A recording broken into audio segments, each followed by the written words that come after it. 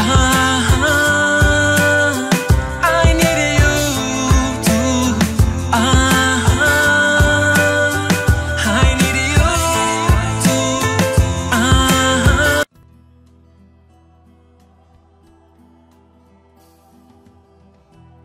Ce nouvel épisode commence avec Borchou, Goklou et un de ses collègues qui sont en pleine discussion après la fusillade de Sadik. Borchou dit qu'elle les a tirés dessus, Sadik et Kaan, et elle est prête à subir les conséquences. Son collègue répond non, c'est moi qui les a tirés dessus, car on a un passé ensemble, et tout le monde va me croire. Il dit ensuite ne gâche pas ta carrière pour ces gens. Pendant qu'il parlait encore, un policier vient les voir, et les demande de venir.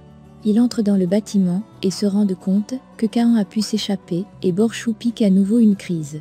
Goklou essaie de la consoler, et celle-ci dit « Tu comprends maintenant pourquoi je ne pouvais pas te dire oui ». Elle dit ensuite « Tu veux une famille, et moi je ne peux pas te l'offrir ». Goklou répond en disant « Je ne veux pas une famille venant de toi, mais que toi tu sois ma famille ».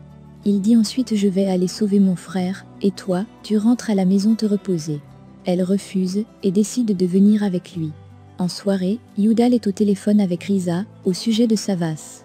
Il demande à Riza de l'informer, si celui-ci a du nouveau. Une fois sa conversation terminée, il se tourne vers Nas et Toline, pour les faire comprendre que Savas est sûrement allé après Octet. Celles-ci sont étonnées. Puis il se tourne vers Ertan, et lui dit qu'Octet ne doit pas s'échapper, qu'ils doivent faire quelque chose. Ertan entendant cela, sort son téléphone et appelle Borchou. Il dit à Borchou qu'Octet n'est pas en train de se cacher, mais il veut fuir pour toujours. Il indique l'endroit à Borchou, et lui fait comprendre que Savas s'y trouve également. Entendant cela, elle se met directement en route. De l'autre côté, Octet est avec Meriem, et lui demande de faire ses adieux, qu'il est temps de partir. Savas se met à crier, en demandant à Meriem de ne pas partir avec Octet sur ce bateau. Voyant cela, il demande à son homme de main, de rester par derrière, et de tirer sur Savas. Meriem lui dit qu'elle va aller avec lui, mais qu'il ne fasse aucun mal à Savas.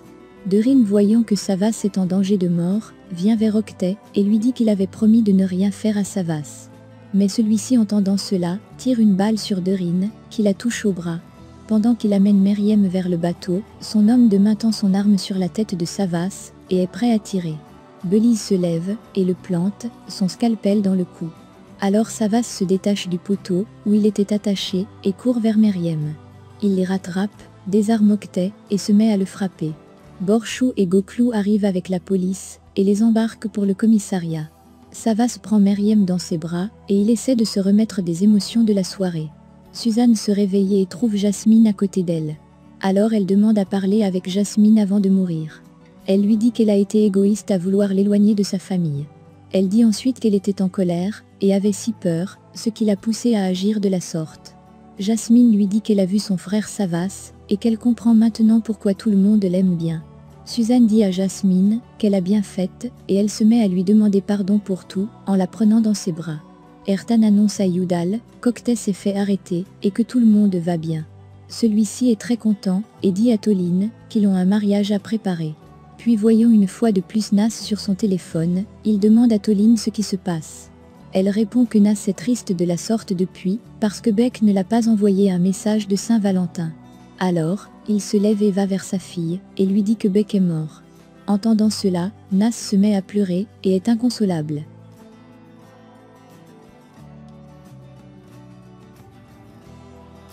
Goklou arrive à la maison avec Borchou, et lui demande de ne pas aller au commissariat ce soir, mais de se reposer un peu cette nuit.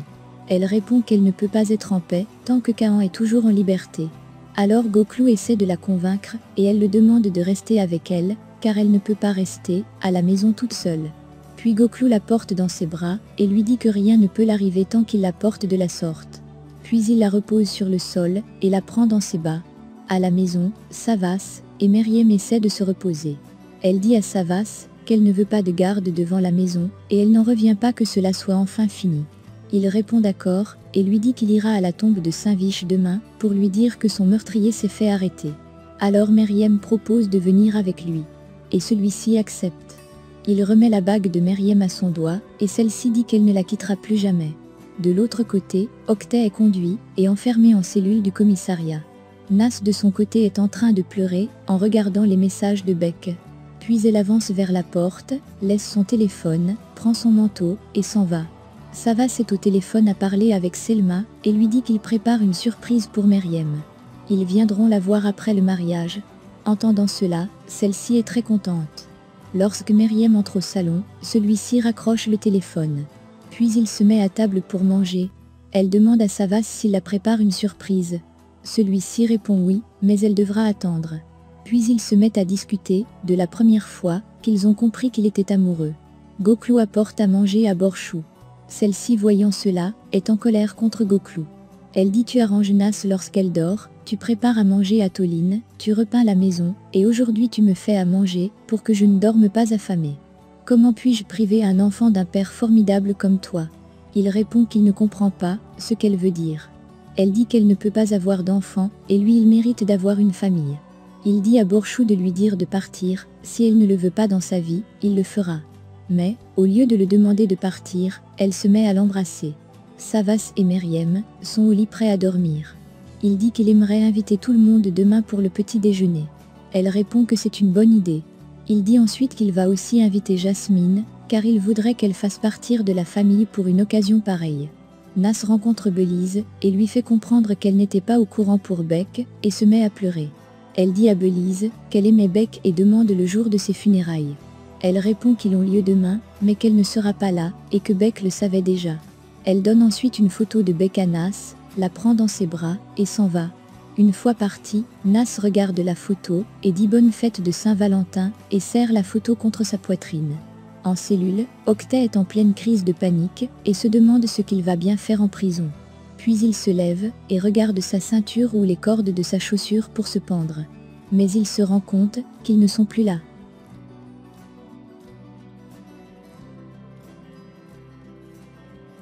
Le lendemain matin, Toline envoie appeler Savas, car Nas ne va pas bien. Une fois arrivé sur place, Nas dit qu'elle ne peut pas venir avec lui et demande ensuite à Savas de le dire à Meryem et surtout de lui pardonner. Il répond qu'il connaît sa souffrance.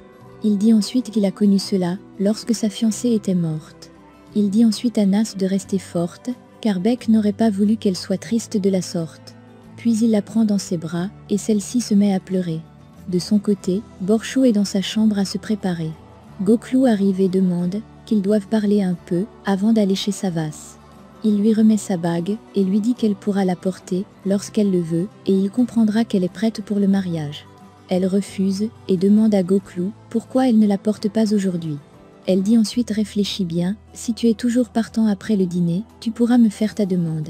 Entendant cela, celui-ci est très content et l'embrasse. Pendant qu'il prépare le déjeuner, Savas sort les alliances et demande à Toline de les passer à leurs doigts. Elle accepte et les met les alliances. Puis on sonne à la porte. Toline demande s'il attend de quelqu'un d'autre. Il répond oui, c'est quelqu'un de la famille, et s'en va ouvrir la porte. Il revient avec Jasmine, et Nas demande ce qu'elle fait là. Il répond en disant c'est notre sœur.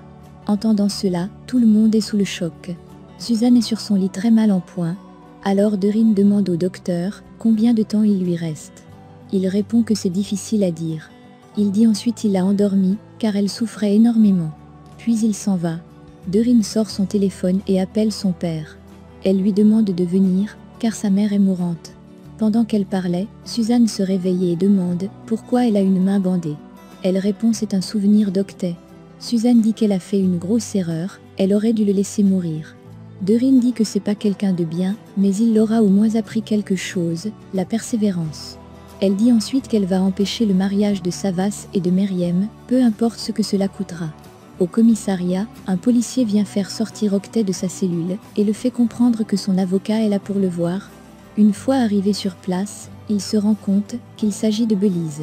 Celle-ci le regarde, avec son scalpel dans la main.